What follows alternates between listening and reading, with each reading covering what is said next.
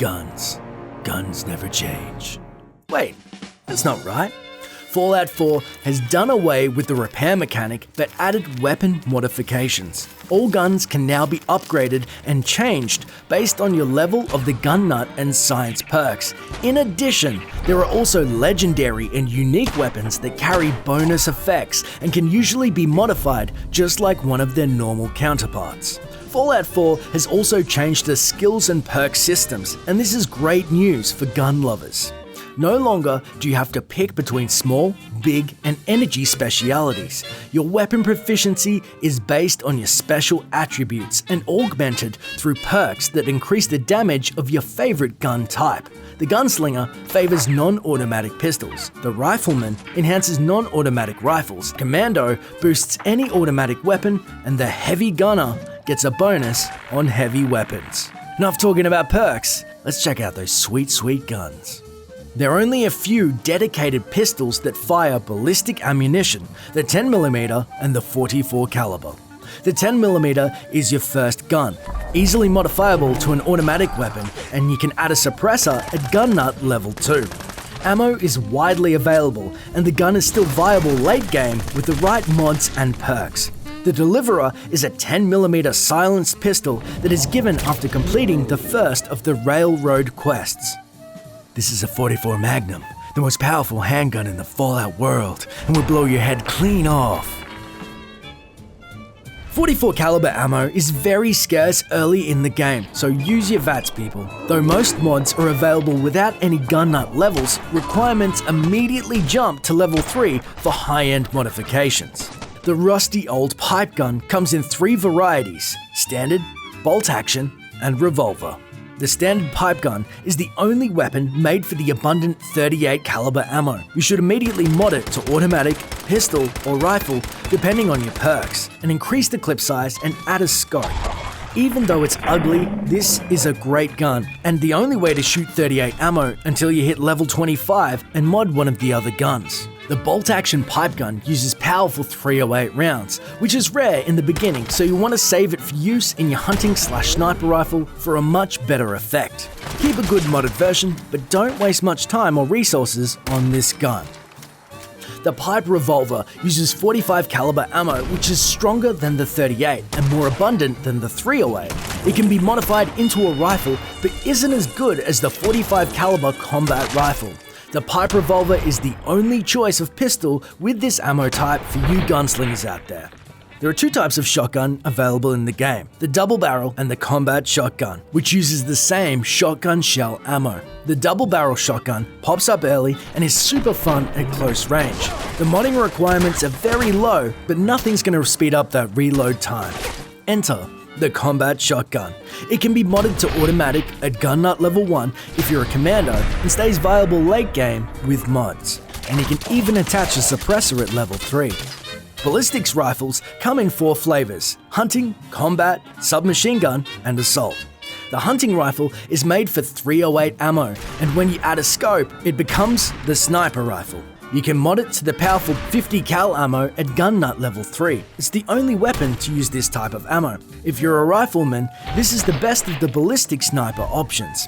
The combat rifle uses 45 ammo and can be modded to automatic at gun nut level 1 and can be converted to 38 or 308 ammo at gun nut level 4. Destructive at medium range, accurate at long range, this is the workhorse of rifles and the best use of 45 ammo for either the rifleman or the commando. The submachine gun also uses the 45 ammo and only comes in the automatic version for you commandos out there.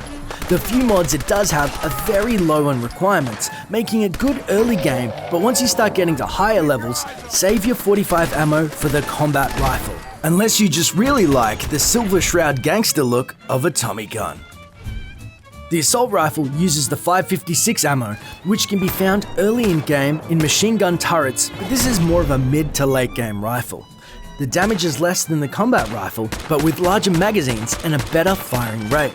It can be made automatic at gun nut level 2, but other higher mods are at gun nut level 3 and 4.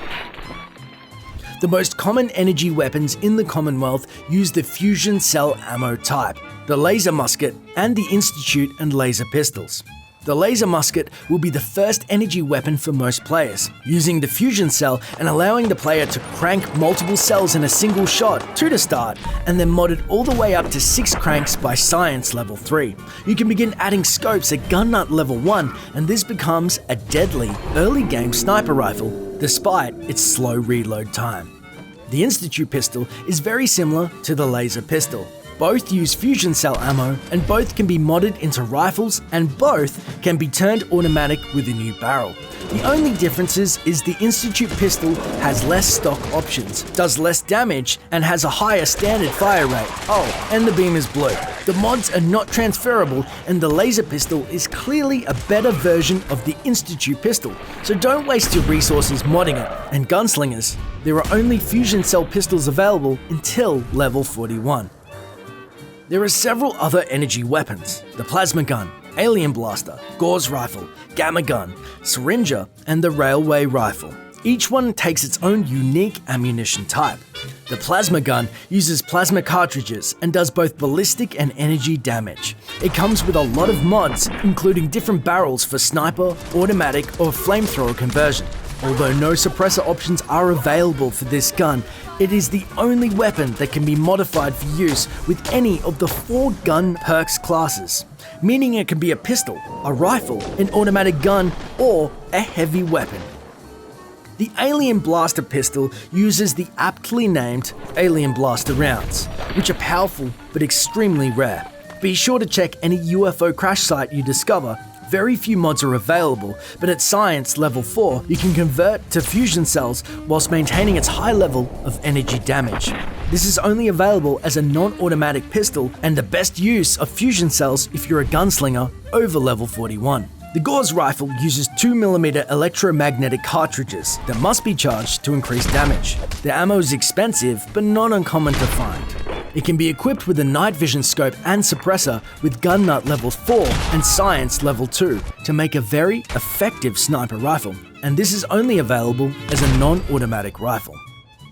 The gamma gun is a pistol that uses gamma rounds to inflict radiation damage on a target, making this only effective against humans, but incredibly effective. At Science 3, you can mod it to add electric damage along with radiation, and at Science 4, you can make it automatic. The syringer shoots one of 9 different types of darts that you craft at the chemist bench with no perks required. The effects vary from a chance to frenzy, pacify, poison, and more. The gun itself can be modded easily with only high-end scopes requiring any gun nut or science perks. The railway rifle fires what else? Railroad spikes. You will receive this as a reward for one of the railroad quests, and it can be modified to auto at gun nut level 2, and has a chance to pin body parts to walls after severing. Any weapon getting a buff from the heavy gunner perk is considered to be a heavy weapon. They include the minigun, the flamer, missile launcher, Gatling Laser, broadsider, Fat Man, junk jet, and Cryolator. Each has a unique ammo type. The minigun uses 5mm rounds and is acquired very early in the game. Great for use with power armor, but not a lot of mod options. And be careful with overheating that barrel in crucial moments. Not a great option for precision, but you know, spray and pray. Add points to heavy gunner perk, and this thing gets even deadlier. The flamer does flame energy damage, and the mods can be done without any perks at all. Mod it up to create the napalmer, but just be careful to not burn yourself to death, because that's the thing. The missile launcher has a good combination of damage and precision. Add a targeting system with gun nut level 4 and science level 2 for a fire and forget approach, and quad rockets at gun nut level 3 for 4 missiles before reloading. The Gatling Laser uses fusion cores as ammo, the same you use for power armor, so this may be a problem if you're a heavy armor user. Its insanely high fire rate is just like a minigun, but with more damage and greater range. The broadsider fires cannonballs for a whopping 158 damage. Mod to multi-shot at gun nut level 1, and hopefully this will make you forget there is no grenade launcher in the game. But be careful because the ammo is limited. The Fat Man is back, and the mini nuke ammo is as scarce as ever. The only mod is for the experimental MIRV at gun nut level 4 and science level 4, which causes the mini nuke to split into a cluster of 5 mini nukes. Super duper Mart shoppers, there's a 5-for-1 saving on mass atomic death and destruction. The junk jet is exactly as it sounds. Load up some junk and fire it into your enemies. With Gun Nut 2 and Science 1, you add electrical damage to junk fired. With Gun Nut 3 and Science 1, you can add fire damage. Let me tell you something, you have not lived until you've killed someone with a teddy bear. The Cryolator is a freeze ray that causes energy damage while slowing the victim. You can see them in Vault 111, but you don't have the perks required to get them at that time. It only has a few mods, but none of them have any perk requirements. So enjoy, but remember, cryo cells are a limited ammo type, so freeze responsibly. So there are all the guns in Fallout 4. Of course, we couldn't go into all the possible combinations. Let us know down below in the comments what your favorite gun build is. And remember to check out the wiki at fallout.gamepedia.com for all of your weapons needs. This is Dash for Curse, reporting from the Commonwealth, saying thanks for watching and enjoy the game.